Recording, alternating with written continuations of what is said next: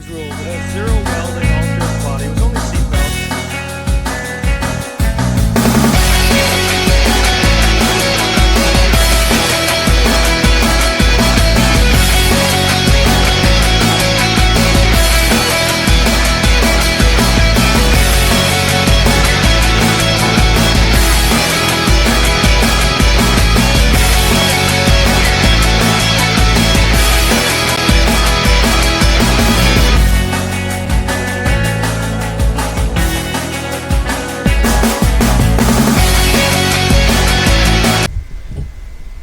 So now that we have the car stripped, underneath the hood, exhaust off, battery out, gas tank out, as you can see the gas tank's right there, all the interiors out of it, the next thing that I like to do to these cars is remove the airbags, because this is best to do when the battery's out of the vehicle and it's been sitting for at least 4 hours.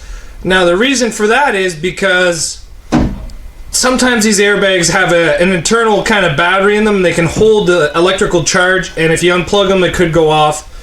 It's very, very rare that that happens, and I've never had it happen to me, but it's better to be safe than sorry. Airbags are not something that you guys want to mess with unless you're trying to screw with your neighbors. Then they're okay to mess with. But what we're going to do is we're going to try to remove both airbags out of this car, and then we will start on the next item. So let's get started.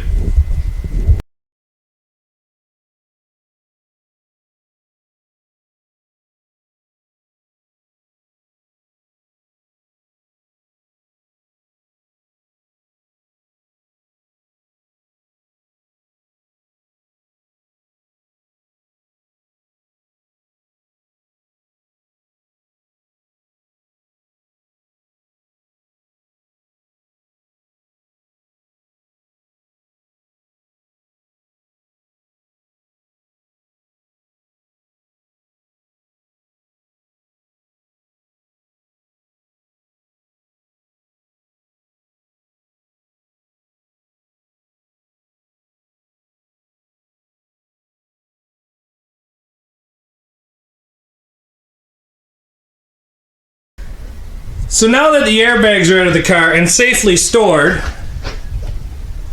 up there, away from all sparks and everything like that, I got a lot of them. We're going to have some fun with those this year. But that will be saved for a different video. The next thing I need to do to this car is make it be able to run and drive on its own. Now it has no battery in it and it has no gas tank in it. So what we're going to do is we're going to mount the gas tank, and I'm going to show you guys how I do that. And then we're going to mount a battery. Again, I'll show you how I do that. The first thing you got to do is see if your car's got a return line. And as you can tell by this, there is no return line on the tank. So we have to put in a pump that has no return line in it. So let's go through our derby tanks back here and see if we have one that has no return. There you go. That one right there is actually out of a Crown Vic 2003 and newer, and it has no return. Now, if some of you guys are wondering what no return looks like, take a look at this one right here. That's kind of bad lighting, but it has got an inlet and an outlet on it so that the fuel can go to the motor and return to the tank. As you can tell for that one right there, it's only got an outlet. There's no return to tank. So that is the kind of tank that we're looking for. We're going to mount that in the back seat, and then we're going to mount the battery. And I'll show you guys how I do that on these bone stock builds. So what we have here is a angle iron gas tank bracket. Now this is nothing fancy. As you can see, I've punched many of holes in it over the years. All this is a gas tank hold down bracket. If anybody calls this a gas tank protector, they are wrong. This is not a protector at all. All this is a bracket that I bolt to the floors to hold my gas tank. Super easy to build. You just cut angle iron around your tank. The tank will fit inside of here, but you just bolt it down.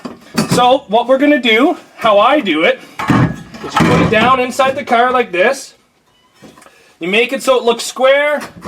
You make sure it looks centered. Again, I should be using a measuring tape, but I don't really use it a lot. Take some spray paint, any color, as long as it's not red.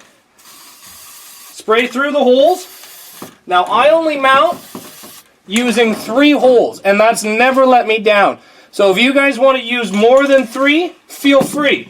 But now that it's spray painted, just lift it, toss it in the back, and there you have it. Your 3 locations for your holes. 1, 2, 3. You drill them out, you'll never have a problem with it. So I'm going to drill these out, and then I'm going to put some 3/8 bolts with some washers. I'm going to use small washers at the top, and at the bottom I'm going to step it all the way up to a 1-inch washer. So that way, the more sheet metal that it holds, there's less chance of it ripping through.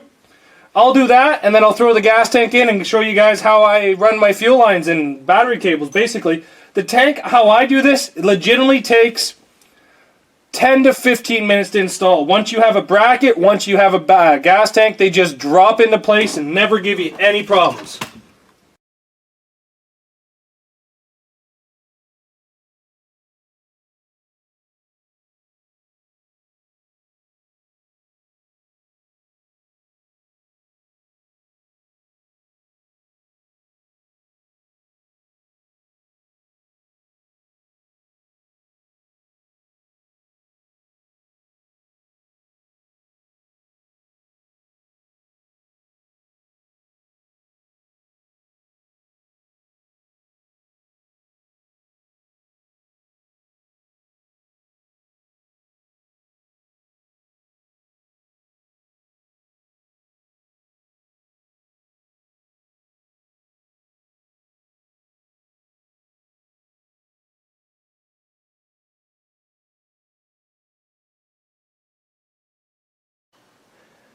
So now that we have the gas tank in the car, what we're going to do now is we're going to come underneath the hood. We're going to find out where the gas line goes into the motor, which is usually pretty easy to do. If I could do this here. So by the looks of it, this pressure fitting right here is where the fuel line comes in. These are pretty easy to deal with. You just pop off this and get some flathead screwdrivers and start attacking it to break it apart.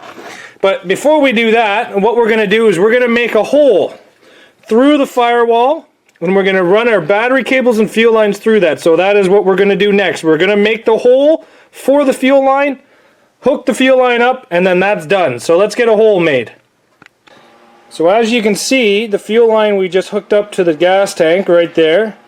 It comes down along the floor into where the dash used to be. And then what we did was we drilled a hole through the dash, which is the firewall, and we went right down through there. Now what we're going to do is we're actually going to take a little bit of foam and we're going to jam around those. We're going to duct tape the battery and the fuel lines together, and then wrap some t-shirts around it, put it in there, and then stuff some foam, just because it's a sharp edge and you do not want that to cut your fuel lines or your battery cable. So, and then the fuel line just keeps coming right into the engine bay, right there, right into the fuel inlet on the motor. Well, we ran the fuel line. I also ran an old battery cable, so I'm going to get this unbolted, and then I'm going to bolt it to the power source, and I'm going to show you guys how I do that. It is so simple, it is unbelievable. So let's get started on that. What we are going to do is we're going to connect this positive and negative, and what we did was we removed the stock positive bracket and left the negative. Now for you people on YouTube, that looks like a negative, a black with a yellow wire, but you got to be careful. This cable here actually grounds right to the body, and that's what you want to check for. So that's actually your negative, and this is your positive.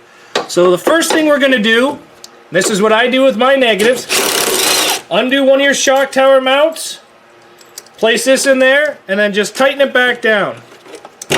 And that is how you do your negative. I'll probably have to get a longer bolt from my bolt collection. But that's how the negative is done, just that simple. Yep, I will need to get another bolt from my collection, so we'll do that later. For the positive, all I do is I just connect these two together. Now on different cars, it's obviously going to be different, and then I throw this on there, and I put lots of electrical tape. So make sure you put lots of electrical tape. Let's get this done, and I'll show you what it looks like.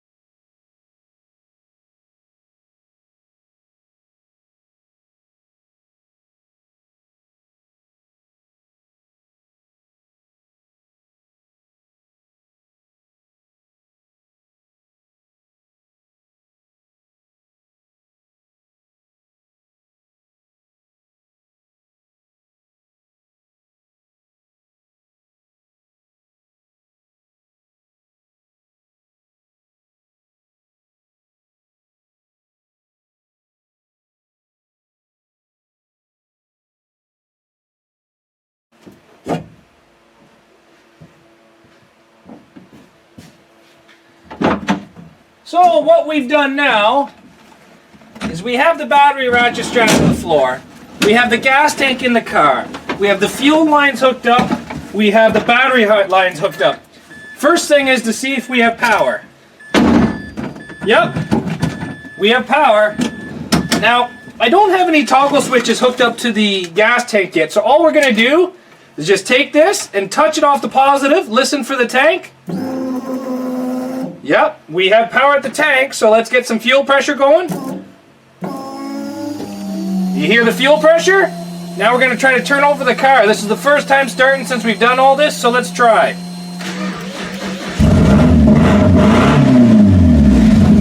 That's right, it runs.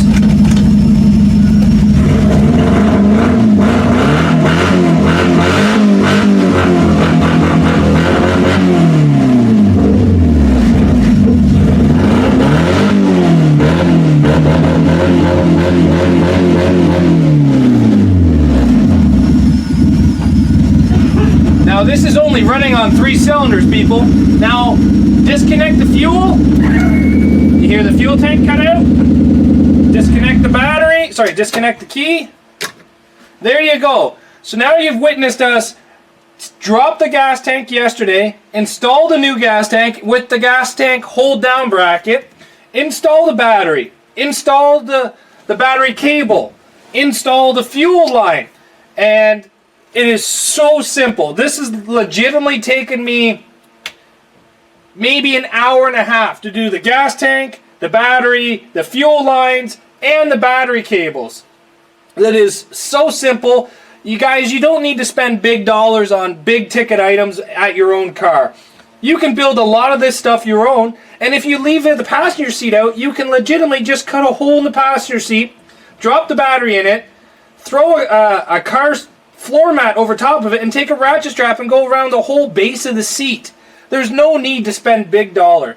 What we're doing right here is we're building a bone stock car that anybody can build in their backyard, and it's unbelievably easy, and it's